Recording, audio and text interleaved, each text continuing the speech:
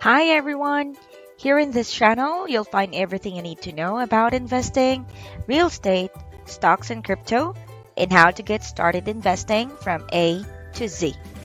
In this video today, I will be showing you when to sell a commercial real estate and the 5 questions before you list your property. If you're into that sort of content, please subscribe and hit the like button and the bell notification so you don't miss a video. Do you want to know when to sell a commercial real estate property? Or you may want to try to take advantage of today's sky-high commercial real estate prices and want to know when's the perfect moment to sell. If yes, make sure to watch this video. Whether you're an individual investor or a large private equity firm, deciding whether or not to sell a real estate deal is a big decision. If you're thinking about selling a deal, this video is about 5 important things to consider before you decide whether or not you want to market the property right now. When trying to find out when to sell a deal, the first question you should ask yourself is, what have I promised my investors? This doesn't apply to you if you're an individual investor. But if you've raised equity from investors, you need to consider what you've promised them in terms of return and over the long term. That means you could be able to sell the property today for 25% IRR when you only promised your investors an 8% IRR. But if your investors expected their money to be out for 10 years and it's been only 2 years since you bought it, that may be something you need to consider before you decide to lease the deal. And it's not just important to make sure you kept your word to investors.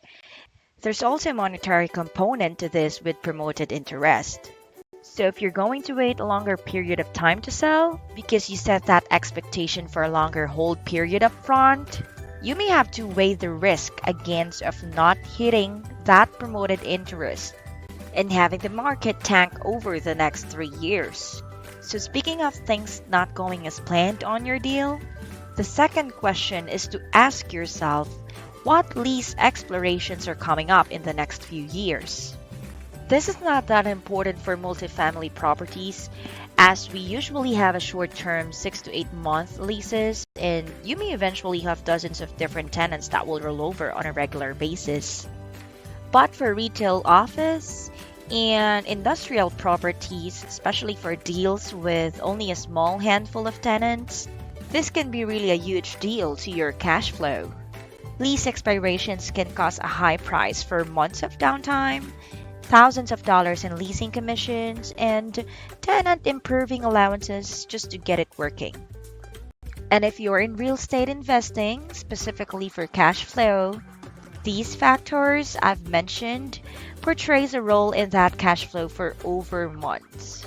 And what's worst is you may have to go back in equity investors and your own money to cover these improvements and leasing commissions if the tenant is a large enough percentage of your leasable area.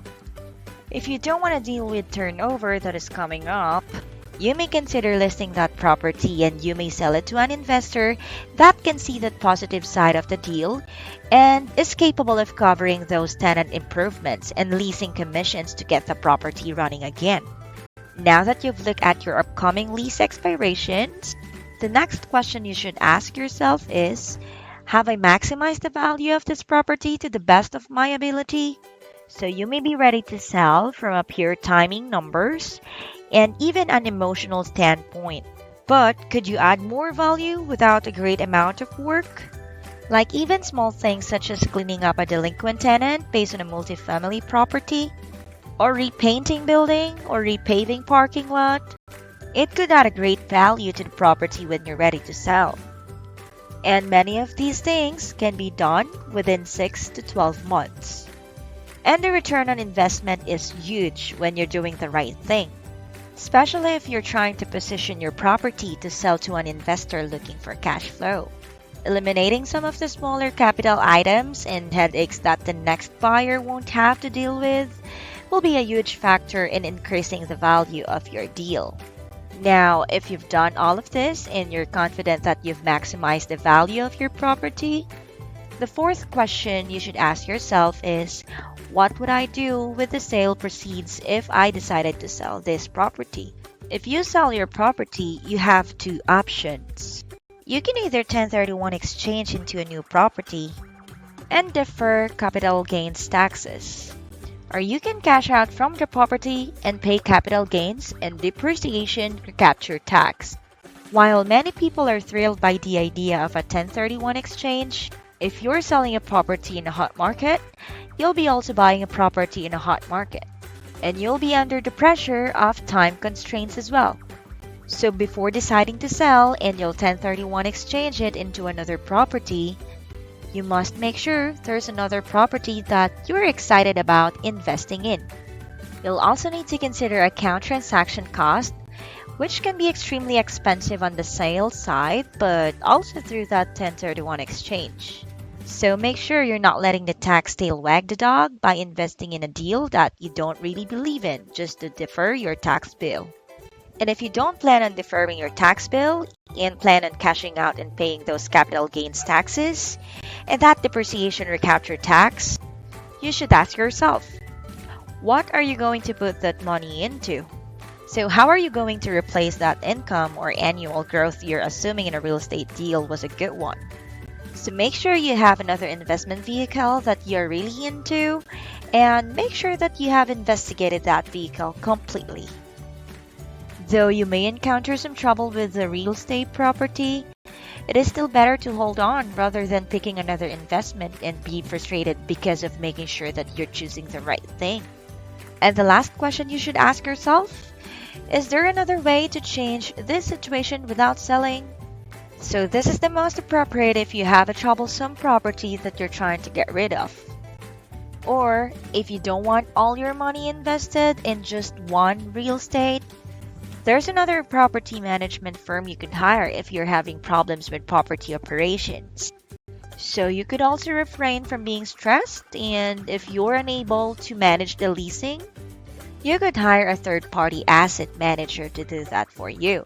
And if you want to get cash out of the property, could you consider a cash out refinance rather than selling it?